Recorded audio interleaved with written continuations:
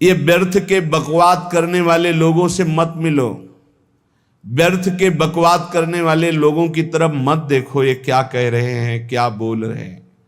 और तुम भी व्यर्थ का बकवाद मत करो। अपने समय को कीमती मान करके निरंतर प्रिया प्रीतम का नाम जप करो, उनके गुण लीला गाओ, उनकी सेवा में रहो। कभी प्रपंच की बातें, कभी प्रतिष्ठा का चिंतन, कभी नाना प्रकार के मान सम्मान का चिंतन, ये घुसने ना पावे हृदय में। बहुत सावधान रहना चाहिए साधक को। ऐसी बातें देखो मत, ऐसी बातें सुनो मत जिससे तुम्हारा हृदय उद्विग्न होकर प्रभु का चिंतन छोड़ दे। बंद करो अभी। अन्य लोगों के संग का त्याग कर दो, जो भगवत विमुख वार्ता करते हैं, संत निंदा करते हैं, दूसरों की निंदा करते हैं। कुछ हाथ नहीं लगता, ये लोग दुर्गति को प्राप्त होने वाले हैं। भक्तन निंदा अति बुरी भूल करे जिन कोय, किए सुकृत बहु जन्म के छिन में दारे खोए। पर निंदा के किए ते नहीं, आवत नहीं कछुआत, मूर्ख पर्वत पाप को ले चल अपने साथ।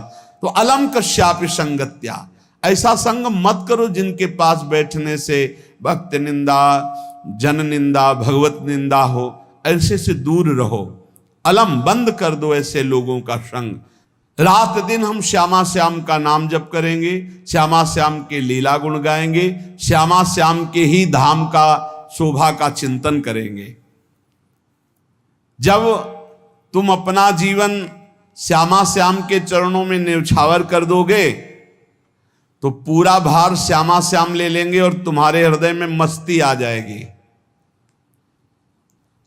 जो ऐसा निश्चयी होता है, दृढ़ निश्चयी, उसके अंदर दृढ़ विश्वास, तो उसके हर समय भगवान की स्फूर्ति होती रहती है। भारी प्रतिकूलता में भी भगवान का सानिध्य अनुभव होता है। वो अनुकूलता में तो भगवान के दुलार को देखता है, लेकिन प्रतिकूलता में भगवान की विशेष कृपा को देखता है। ये संयोग, ये वियोग, संसार की ये द्वंद्वमयी वृत्तियां भक्तों के हृदय में नहीं चुभती। आए की हुज्जत नहीं, गए की तलाश नहीं, क्योंकि नित्य संयोग भगवत स्मृति के प्रभाव से प्रभु का रहता है। शोक, विषाद बहुत ध्यान देने योग्य विषय है। तभी लोगों को ऐसा लगता है कि ऐसा कैसे हो सकता है। भक्त के चरित्रों को जब सुनते तो लगता है ऐसा कैसे हो सकता है, ऐसी परिस्थिति में भी ऐसा कैसे हो सकता है। क्योंकि तुम मानसिक बुद्धि से युक्त हो और वो भागवतिक स्थिति से युक्त है, इसलिए तुम उसको पार पा ही नहीं सकते। जब तुम अपना जीवन श्यामा श्याम के चरणों में समर्पित कर देते हो हृदय से, फिर उनकी कृपा से सब विघ्न दूर हो जाते, एक अपार मस्ती रहती है। नहीं तो शोक, विषाद, दुख, क्लेश, कष्ट, संताप, भय, उद्वेग, ये सदैव सताते रहते हैं। इसी से डिप्रेशन होता है। बार बार नकारात्मक चिंतन, शोक, विषाद, दुख, चिंता, क्लेश, संताप, भय, उद्वेग, यही पूरे मानसिक स्तर को नष्ट कर देते हैं। उत्साहहीन जीवन हो जाता है। जब तुम श्यामा श्याम को समर्पित हो जाते हो तो ये सब प्रवेश भी नहीं करते, एक अपार मस्ती बनी रहती है। अब क्या होगा? श्यामा श्याम जो करेंगे वही होगा। श्यामा श्याम पता नहीं कैसा करें, नहीं, वो सदैव मंगल भवन है, वो जो करते महामंगल होता है। यह निश्चय उपासक के हृदय में आ जाना चाहिए। इसलिए अपना सारा मन, सारी बुद्धि, सारा जीवन, प्रत्येक श्वास प्रभु को अर्पण कर दो, फिर देखो तुम निहाल हो जाओगे। दुख, शोक, विषाद, क्लेश, कष्ट, संताप, भय, उद्वेग, ये उसी को व्यापते हैं जिसने अपने जीवन को प्रभु के चरणों में अर्पित नहीं किया। इसलिए तुम अपना सारा मन, सारी बुद्धि, सारा जीवन, प्रत्येक श्वास केवल प्रभु को अर्पित कर दो, फिर देख लेना श्वास कैसे अर्पित की जाती, राधा राधा राधा। बुद्धि कैसे अर्पित की जाती, एकमात्र निश्चय कि भगवत सुख ही सुख है, ये जागतिक सुख सुख नहीं, ये दुख है, ये ऐसा दलदल है जिससे आज तक कोई नहीं निकल पाया। सारा मन, हम मन से केवल प्रभु का मनन करें, बार बार मन को संसार से हटा के नाम में, रूप में, लीला में, धाम में लगाएं।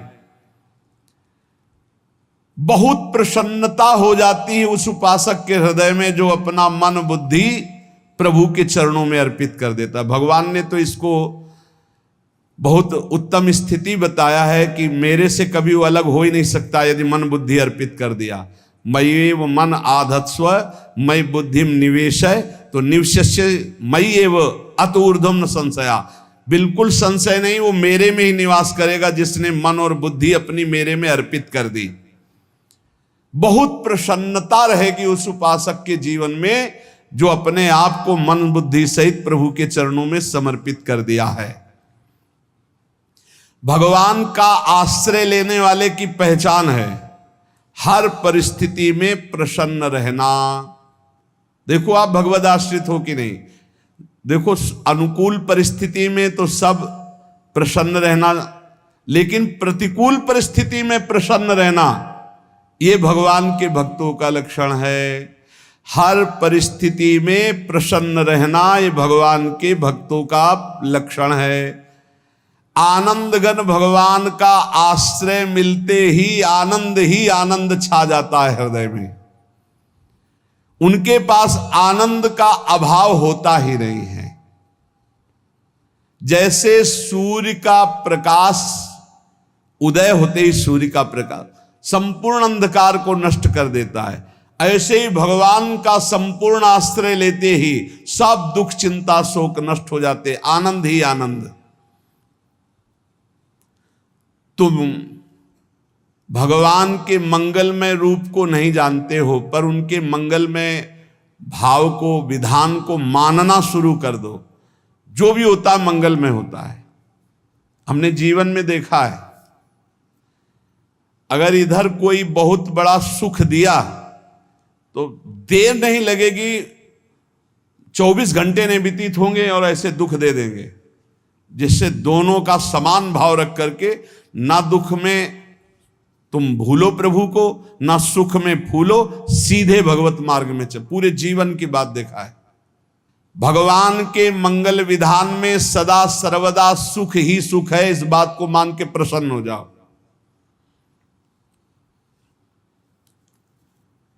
जब भगवान का भजन करने वाले की तन्मयता बढ़ती है भजन में, तो द्वेषी जन अपने आप तैयार हो जाते हैं। भक्त कभी किसी से द्वेष नहीं करता, अपने आप वो द्रोह करने लगते। तो नरसिंह मेहता जी से बहुत गांव के कई लोग थे जो जलते थे, ऐसे जलते थे कि अब क्या करें, कैसे मिटा दे नरसिंह मेहता जी को। अब उपाय तो मिल नहीं रहा था। तो एक दिन संतों की मंडली आई और उन्होंने कहा कि हम रास्ते में कोई चोर आदि धन ना ले ले, इसलिए यहां से किसी की हुंडी चलती है क्या द्वारिका में? पहले ऐसा था। बोले हाँ हमारे यहाँ बहुत बड़े सेठ हैं नरसिंह मेहता जी, पर आप कहोगे वो मना कर देंगे। कई बार कहोगे, अगर वो स्वीकार कर ले तो वहां।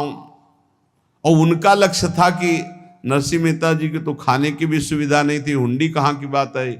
उनका था कि जब वो ना कहेंगे तो संतजन नाराज हो जाएंगे, अगर हाँ कह दिया तो वहां हुंडी चुकेगी नहीं, तो संतजन अपने आप इनको शाप दे देंगे, अपराध बन जाएगा, ये नष्ट हो जाएंगे। संतों को भेजा नरसिंह मेहता जी ने, सबकी दंडवत की, चरण पखाड़े। तो उनका ये इतना रुपया है, द्वारिका में साधु सेवा हम करेंगे, वहां तुम्हारी हुंडी चलती है, तो आप अरे उनका आप कहाँ भूल रहे हो, यहाँ खाने की भी व्यवस्था। बोले हमें सब पहले से बता दिया गया कि आप मना करोगे, बार बार मना मत करो, हमें पता है। तो उन्होंने ठाकुर जी की तरफ देखा, बोले क्या लीला है प्रभु, संतों से हम क्या कहें, ये ले रुपए। उस समय स्वर्ण की मोहरें चलती थी, बेच के बाजार से खूब उन संतों को पवाया, उन्हीं संतों की सेवा की। और उनका अपने सेठ का नाम तो बताओ जहां हमें जाके हुंडी मिलेगी।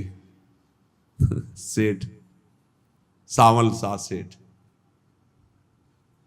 संत जन गए वहां, पूछा कि नरसिंह मेहता जी का जिन सेठ से परिचय, उनका नाम सावल शाह सेठ, उनकी गद्दी कहाँ है? तो जो कुछ भक्त थे वो द्वारिकाधीश की तरफ संकेत करते कि वही हैं। बोले नहीं नहीं, वो सेठ है, उनकी गद्दी चलती थी। पूरी बाजार में कहीं कोई। अब संत जन एकांत में होकर के बहुत विचलित हुए, क्या हमारे साथ धोखा हुआ? नरसिंह मेहता जैसा संत क्या धोखेबाज हो सकता है? देखो, संशय तो बहुत विचित्र होता है। बड़े बड़ों को संशय हो जाता है। जब भगवती सती जी को संशय हो गया, राम जी को, हे खग हे मृग हे मधुकर श्रेणी, ऐसा पूछते हुए कि सच्चिदानंद कैसे हो सकते, तो किसी को हो सकता है, क्योंकि वो बुद्धि की अधिष्ठात्री देवी है। जो ही उनके मन में ऐसा आया कि क्या हमारे साथ धोखा हो रहा है, इतने में ही देखा, जय हो सावल शाह सेठ की।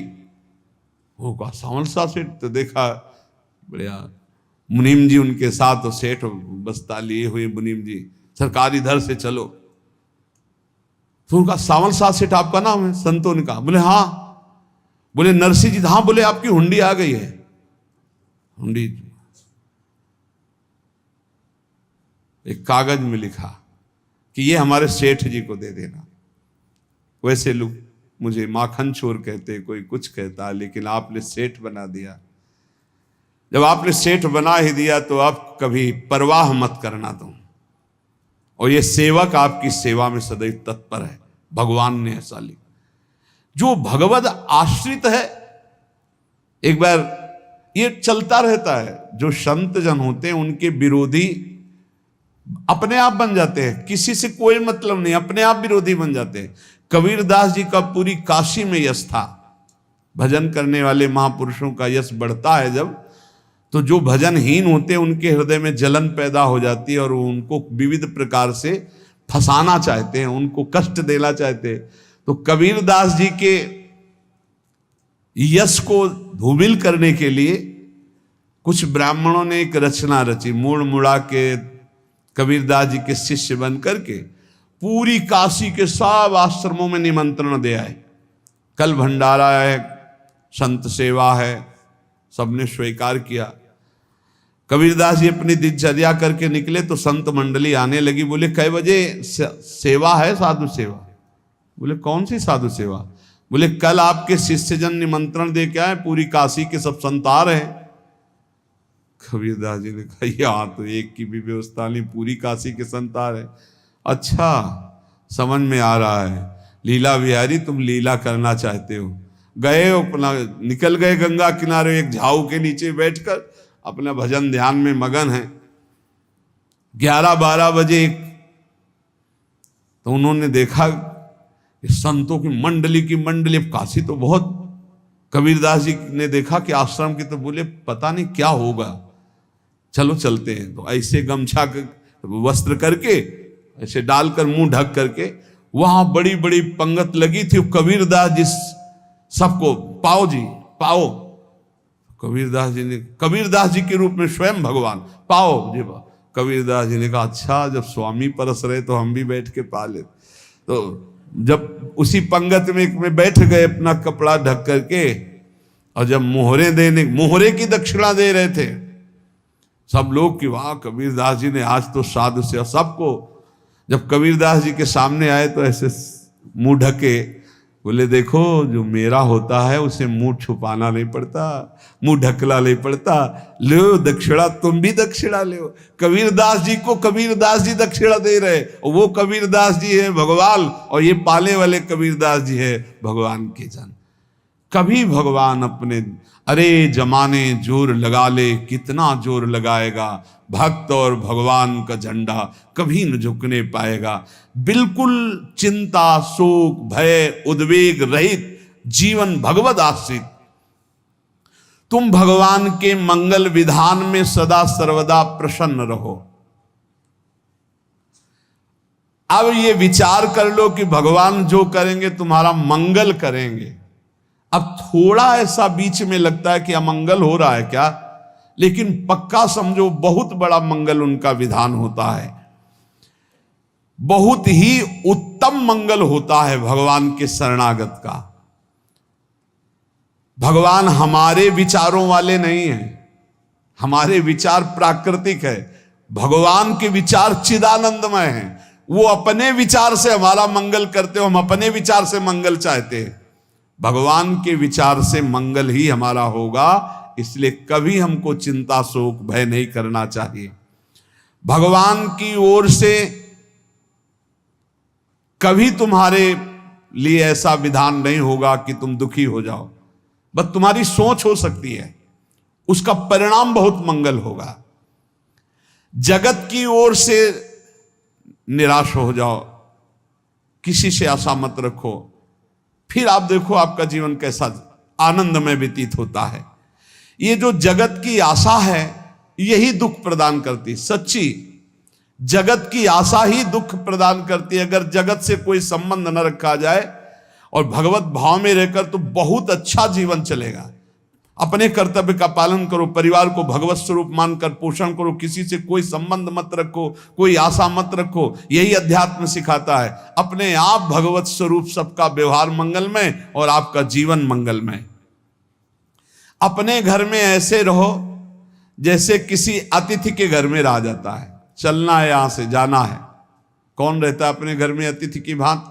भगवान का भक्त। जाना है यहां से, अपनी प्रिया प्रीतम के पास जाना। ये हमारा घर नहीं है, यहां तो हम समय व्यतीत कर रहे हैं, अपनी आयु व्यतीत कर रहे हैं भगवत आराधना करते हुए। हमें जाना है प्रिया प्रीतम के पास। वास्तविक घर भगवान का धाम है हमारा, वास्तविक घर वाले प्रभु हैं हमारे, जो नित्य सच्चिदानंद भगवान के चरणों में अपने चित्त को समर्पित करता रहता है। उसको यह अनुभव होने लगता है कि बड़ी कृपा है हमारे ऊपर, भगवान की बड़ी कृपा है हमारे ऊपर। सर्वसमर्थ परम सुहृद भगवान ऐसे भक्त के ऊपर हर समय वरद हस्त रखे रहते हैं। ये केवल प्रवचन नहीं, सच्ची बात मानिए। ऐसे भगवान का वरद हस्त हर समय रहता है। जब भगवान की छत्र छाया में भक्त अपने को देखता है तो आसपास घोर विपत्तियों का भी समुदाय हो तो भी वो आनंद में मगन रहता है। हर हालत में आनंदित रहना ये भक्त का स्वभाव है। भगवान ऐसे भक्तों को प्यार करते हैं जैसे कछुआ अपने अंडे को बाहर रख आवे और रात दिन उसका चिंतन करे। जब भक्त भगवान को समर्पित होता है तो भगवान रात दिन उसकी ऐसे चिंतन सुरक्षा करते हैं। अभय, ये दैवी संपदा का पहला गुण है। ये भगवान के शरणागत पर जागृत हो जाता है, वो भयभीत नहीं होता, किसी भी उससे भयभीत नहीं होता। यही डरप हरिवंश हित, जिनो भ्रमय गुण सलिल पर। इस डर से डरते रहना चाहिए कहीं गुण रूपी पानी में फिसल न जाए, नहीं तो गलती हो सकती है। साधक सावधान रहे। ये अभय दैवी संपदा का सबसे बड़ा गुण है। जो भयहारी भगवान की शरण में आ जाता है तो उसके अंदर ये अभय प्रकट हो जाता है। अगर कहीं तुम्हें एकांत में भय लग रहा है, एक आदमी तो एकांतिक में आए थे, वो कह रहे थे कि हमें हर समय भय लगा रहता कि कोई हमारे पीछे है, अंधेरा तो लगता कोई खड़ा है, मैं जीना मुश्किल हो गया, ऐसा भय। देखो ये मन कैसा है, भगवान से विमुख होने पर कैसे डरवाता है। वो कह रहे हैं हर समय मुझे डर लगा रहता है, कोई सामने खड़ा है, कोई पीछे खड़ा है, ऐसा भय लगने लगता है। और जब भगवान की शरण में आ जाते हैं तो ये अभय स्थिति हृदय में जागृत हो जाती है। कोई भी भय आसपास आ ही नहीं सकता, यहां तक कि नरक का भी भय खत्म हो जाता है जो भगवान की शरण में है। महापापी भी पुण्यात्मा महान भक्तों के समान वो उत्तम गति को प्राप्त हो जाता है जो भगवान की शरण में हो जाता है।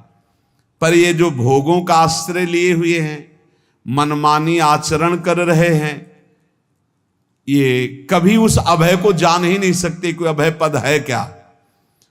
इनको तो कदम कदम पर शोक, भय, और दुख की प्राप्ति होगी। कोई बचा नहीं सकता जो भोगों में लगे हैं, मनमानी आचरण कर रहे हैं। अगर निर्भय होना चाहते हो, परम सुखी होना चाहते हो, तो भगवान के शरणागत हो जाओ। सारे जगत को अभय दान देने वाले भगवान हैं।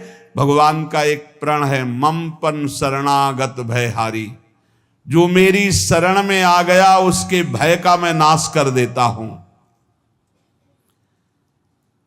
साधना में अवस्था मन की मानी जाती है कि आप कितने अच्छे साधक हैं। यदि आपका मन भगवदाकार है, हर समय भगवत चिंतन चल रहा है, आपके स्वप्न भागवती का रहे हैं, आपके विचार भागवतिक हैं, तो आपकी अच्छी साधना हो रही है।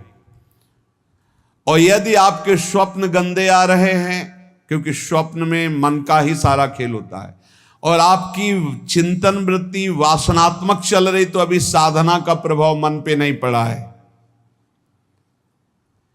जिसका मन हर समय भगवत चिंतन करता रहता है, वो जीते जी जीवन मुक्त हो जाता, अनुभव होता है। जैसे किसी ने कहा कि हमें कैसे पता चलेगा कि हमारा काम हो गया है, तो जैसे आप भोजन पा लेते हैं तो किसी दूसरे से गारंटी थोड़ी लेनी होती कि हम छक गए हैं क्या, आप जरा बताना हम छक गए हैं क्या।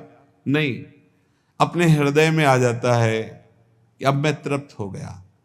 ऐसे ही अपने हृदय में आ जाता है कि मेरा काम हो गया, अब मेरा जन्म नहीं होगा। ये हृदय में आ जाता है, अपने आप अनुभव में आ जाता है। जब स्वरूप बोध होता है तो किसी और से सलाह थोड़ी लेनी होती है, वो अपने आप अनुभव में आ जाता है। हाँ, यदि गुरुदेव का वर्ण नहीं किया है तो फिर आपको किसी न किसी गुरु से प्रमाणित करवाना पड़ेगा।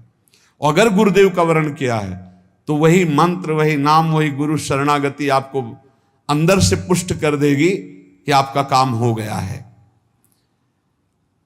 विषय चिंतन करता हुआ मन विषय आसक्ति को प्राप्त होता है। विषय आसक्ति को प्राप्त हुआ मन बार बार जन्म मरण और नरक को प्राप्त होता है।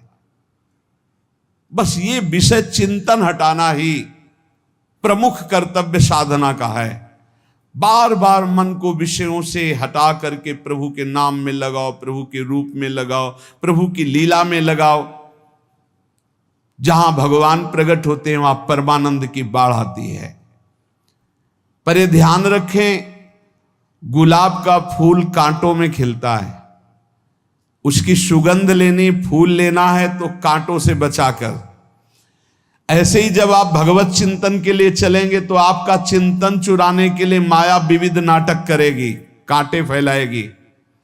कोई तुम्हारी निंदा करेगा, कोई अपमान करेगा, कोई उपहास करेगा, तुम्हारी अव्यवस्था हो सकती है, तुम्हारी परिस्थिति बहुत भयावह हो सकती है। इन परिस्थितियों में भी भगवत चिंतन का तार ना टूटने पावे तो आगे गुलाब का फूल है। जैसे कांटे से बचाकर गुलाब का फूल लेते हैं और भगवद अर्पित करके सौरभ का सुख लेते हैं, ऐसे ही भगवान के प्रेमानंद का अनुभव करने के लिए संसार के कांटों से बचना होगा। और खिलेगा यही फूल संसार में ही, मनुष्य देह में, और योनियों में नहीं। भगवत प्राप्ति स्वर्ग में नहीं होगी, इसी मृत्यु लोक में होगी। पहले मन नहीं लगता भगवत चिंतन में, भगवत चिंतन जबरदस्ती करना पड़ता है। भगवत चिंतन जे ही प्रारंभ करोगे ते ही बहुत बाढ़ आ जाएगी पाप चिंतन की। ध्यान दीजिए, बहुत लोग प्रश्न करते रहते हैं कि हम जब भजन में बैठते हैं तो बहुत गंदी बातें आती, मन बड़ा चंचल होता है, भाग जाता है। ऐसा प्रारंभ में जब कोई भगवत चिंतन प्रारंभ करता है तो उसका मन विषयों में भागता है, गंदी बातों में भागता है। अब लोग कहते पहले तो हमारा चिंतन बढ़िया होता था, अब चिंतन नहीं होता। तो कोई सिद्ध पुरुष थोड़ी हो गए, तुम्हें जबरदस्ती चिंतन करना होगा।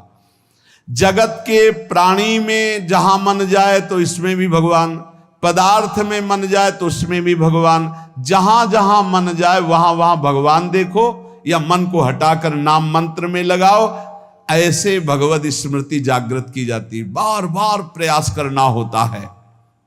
कई लोग ये प्रश्न करते हैं कि हमसे बड़े पाप हो गए तो क्या हमें भगवान की प्राप्ति हो जाएगी? तो यहां कह रहे हैं भगवान किसी के पूर्व जीवन को नहीं देखते हैं, वर्तमान के भजन को देखते हैं। पकड़ो इस बात को। अगर वर्तमान में आज आप सुधर गए हो, नाम जप कर रहे हो, तो आप भक्त हो। ये गीता जी में भगवान ने कहा, अपिचेत सुदुराचारो भजते माम अनन्य भाग साधुरेव समंतव्या सम्यक व्यवसिता। ऐसा बहुत दुराचारी पहले रहा है, बाद में उसके मन में आ गया कि भगवान के सिवा हमारा कोई कल्याण करने वाला नहीं, हमारा कोई नहीं। तो भगवान कहते हैं मैं उसे साधु ही मानता हूं, उसे साधु बना देता हूं।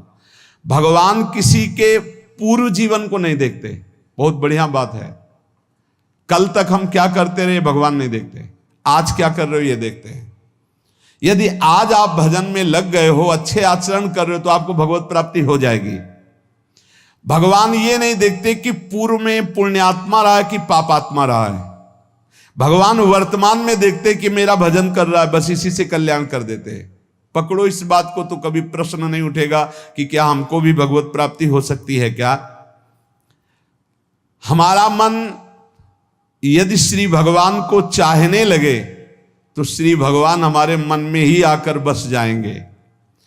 भगवान की रूप माधुरी में मन डूबने लगेगा।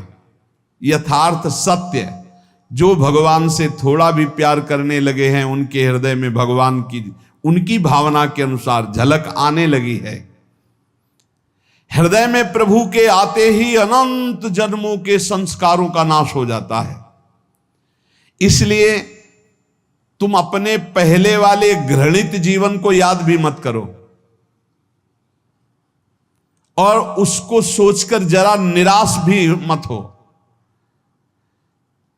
अमावस्या में घोर अंधकार रहता है, पर प्रातः काल में अंधकार नष्ट हो जाता है। ऐसे ही नाम का उच्चारण करते ही तुम्हारे जितने पाप अंधकार हो सब नष्ट हो जाएंगे। तुम चाहो कि एक क्षण भी प्रभु को ना भूलो। अब वर्तमान में ऐसी स्थिति बनाओ।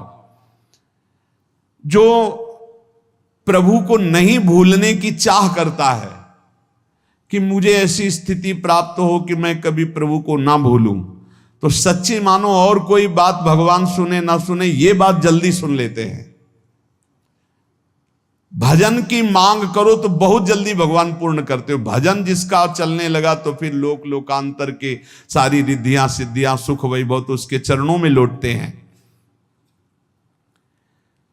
जब हम प्रभु से प्रभु का स्मरण न मांगकर भोग मांगते हैं, तभी हमारा भजन रुक जाता है, भजन नहीं चल पाता। यदि हम प्रभु से केवल भजन मांगे तो विश्वास करो ब्याज में सब हो जाएगा। मूल भजन तो आपका बचेगा ही, ब्याज में लोक लोकांतर के भोग आपके चरणों में लुटते घूमेंगे। आप भजन करके तो देखो। अरे घिघियाने की जरूरत नहीं, किसी से मांगने की जरूरत नहीं, भजन करके देखो, सब ठीक हो जाएगा, सब अपने आप बन जाएगा। हम बहुत बड़ी भूल कर देते हैं कि थोड़ा भजन करके प्रभु से कुछ सांसारिक वस्तुएं, स्थितियां, परिस्थितियां बदलने की मांग कर लेते हैं, जिससे भजन छूट जाता है।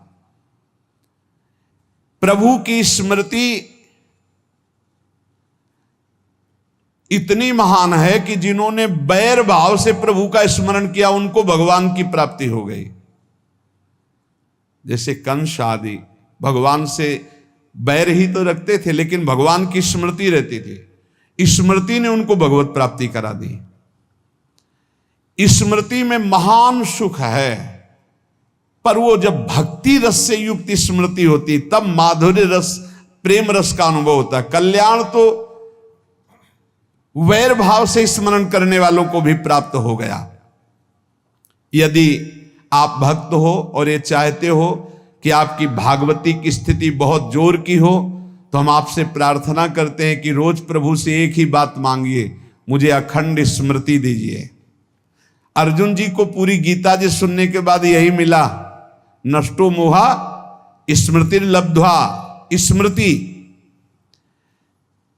प्रभु आप हम पे ऐसी कृपा कर दो कि हमारे हृदय में किसी और व्यक्ति, वस्तु, स्थान की स्मृति न रह जाए, केवल आपकी स्मृति रह जाए।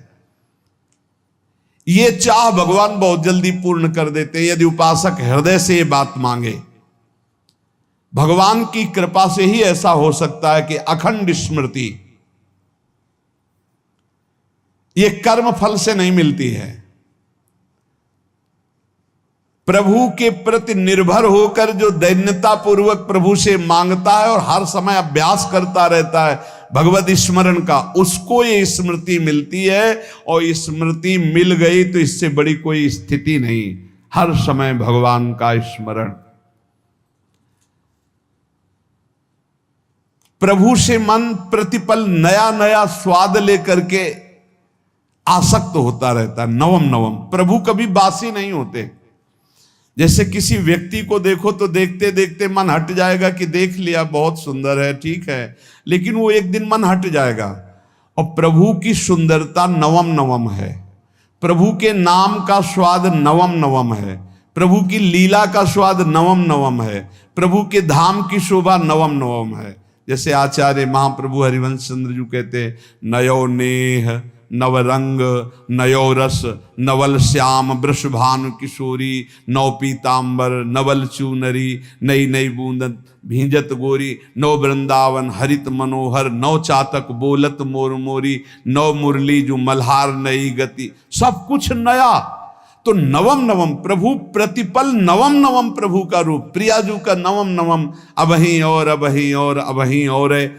तो कहते हैं जब मन निरंतर स्मृति में डूबता है तो जब प्रभु की रूप माधुरी प्रकाशित होती तो ऐसी नवम नवम कि कभी ये नहीं होता कि रूप बासी हो गया। ये वही रूप है जो हमने अभी देखा था, नवम नवम। इसलिए आनंद की उफान आती रहती है उपासक के हृदय में। ऐसी प्रियता, ऐसा आनंद बिना भजन के नहीं अनुभव में आएगा। इसलिए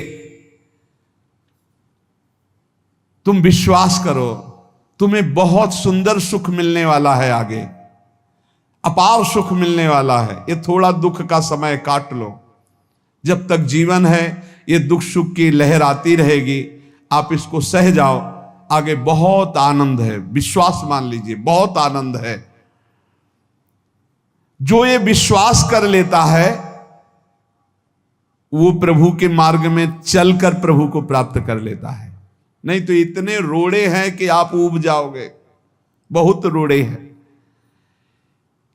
जो प्रभु के मार्ग में चलता है तो माया के बहुत से पार्षद अपना प्रभुत्व दिखाने उनके पास आते हैं, महिमा अपनी दिखाने, पर वो किसी वस्तु स्थिति अवस्था प्राणी पदार्थ का प्रभाव स्वीकार ही नहीं करता, क्योंकि भगवत स्मृति परायण है, भगवान की कृपा पर विश्वास है, इसलिए उसको कोई फंसा नहीं पाता।